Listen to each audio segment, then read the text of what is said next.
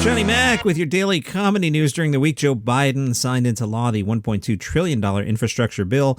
Stephen Colbert said that means thanks to Joe Biden, more Americans will have access to high-speed internet, which means quicker load times for all their QAnon conspiracy theories. Conan O'Brien tweets, I don't trust politicians because one time Congress told me they'd give me a ride to the airport, and then they never showed up.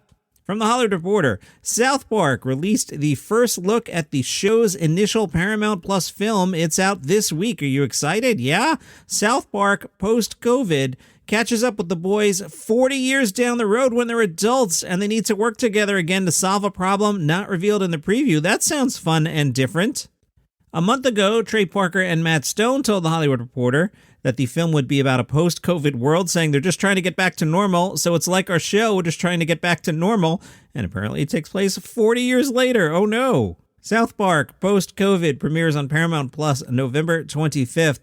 From Las Vegas Magazine, Carrot Top may have transcended, just saying Carrot Top is funny, Carrot Top may have transcended his status as a go-to pop culture punching bag by virtue of career success and positive attitude, but he can still play an indirect role in other entertainers' viral moments. Case in point, Kathy Griffin on October 20th posted topless on Instagram, which became a pre-Halloween meme due to her uncanny resemblance to Carrot Top when photographed from behind.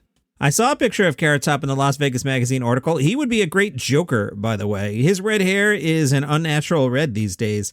Carrot Top tweeted his approval at Kathy Griffin's thingy and shot a parody clip with a backyard pool substituting for Kathy Griffin's view of the Pacific Ocean. How does Kathy Griffin have Pacific Ocean view money? Yeah?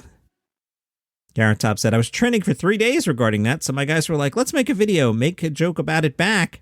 He's currently observing his 16th year as a headliner at the Luxor, which means Carrot Top has Pacific Ocean view money, but he lives in Las Vegas. He says his stage show has evolved. I had a friend last week who came and said, I don't think you should be called a prop comic anymore. There's still props on the shows, but there's a lot more storytelling. The screen behind him that once showed the Carrot Top logo throughout the set is now used to complement his delivery with visual punchlines, often media-driven. For at least 1/3 to 1/2 of the show, one bit involves images from a Las Vegas Magazine shoot of Carrot Top in a Varvatos suit with his hair relaxed. Whenever we have a real windy day, I always come on stage and say, what a beautiful day, look at the beautiful weather. And they show me a clip of where they put like 10 leaf blowers on me outside. It's fun. I'm trying to smoke a cigarette. And then it cuts to, my hair was straight this morning. And then I put those pictures you did with the straight hair. It kills. It always kills. Scott Thompson's prop jokes, that's Carrot Top, are often topical and may remain in the set as long as they continue to get laughs. A giant translucent impenetrable cell phone case. Got through it, almost stumbled, got through it. That prevents tweeting, may show up whenever Donald Trump trends. A clip of Norm Macdonald chiding Carrot Top's infamous foray in a film, Chairman of the Board. That clip on Late Night with Conan O'Brien made it to the screen after Norm passed away, transforming into a self-deprecating tribute. Carrot Top experimented with facial hair during his time away from the stage. He sported a Van Dyke beard at shows as October gave way to November. He's still easy to spot at a distance, still wears eyeliner that's really stage makeup he applies in the morning before the red carpets, keeping things rock and roll. And the Las Vegas Magazine says he kills. He always kills. From Tucson.com, Gabriel Iglesias turned 45 in July, but it was not the present he wanted. He got COVID. Gabe said, I basically quarantined in the kitchen eating cereal, watching The Voice. I was fortunate that I was at least celebrating life and wasn't worse off. His philosophy, aim low and celebrate when you exceed your expectations. Instead of saying, I'm going to reach for the stars, how about, I'm going to reach for the second floor. If you make it to the third floor, then look at you, you overachiever. Early in life, Gabriel Iglesias was inspired by well-known comedians from the 80s and 90s, including Billy Crystal, Robin Williams, and Eddie Murphy. I was 10 years old. I saw Eddie Murphy Raw, and I said, I want to do that. From The Guardian, now I take this story seriously, but you'll see I'm not trying to make fun of it, but there's a thing here that I can't stop staring at. You ready? From The Guardian. An organization has been established to tackle sexual harassment in the UK comedy industry. Okay, that's pretty good. The organization was launched with a fundraiser at London's Comedy Store. It featured Sarah Pesco, Nish Kumar, Russell Howard, Siska Bostwick Barnes. Great. They say the lack of structure and regulation within the live comedy industry, Plus, the fact that most of its workers are still self-employed has led to problematic power imbalances and difficulties reporting harassment. The new organization was set up by comedians Nina Gilligan and Kiri Pritchard McLean following a wave of revelations from the industry in 2020. Kiri said, "We think everybody deserves a safe, respectful workplace. I agree on everything I just said." Now, the name of the organization, I'm not doing a bit here, is called Get Off. I'm not sure they thought that through. It's time to hit Gossip Corner from Screen Rant. Kim Kardashian is reportedly giddy about Pete Davidson.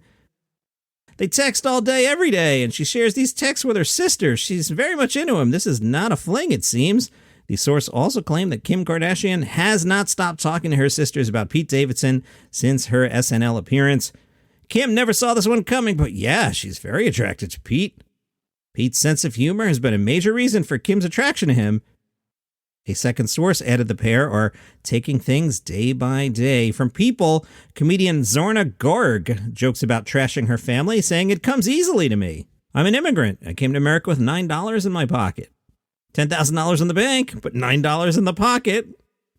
And you know, I miss my family back home, my food, my culture. Not enough to want to go back, but I'm really generous on the Facebook likes. She wears a bindi, that's the piece of jewelry worn on the middle of the forehead, especially by Hindu women. She said, I get asked a lot of questions about the bindi. It's nothing. It's a sticker. Bindi on, ready to meet the in-laws. Bindi off, ready for spring break. I dreamt of coming to America just like Eddie Murphy. When you're outside America looking in, everything looks so much more fun here, really, like people frolicking in hot tubs, jacuzzis, bubble baths. In India, you get water in a bucket. There's buckets in America too, but they're filled with fried chicken.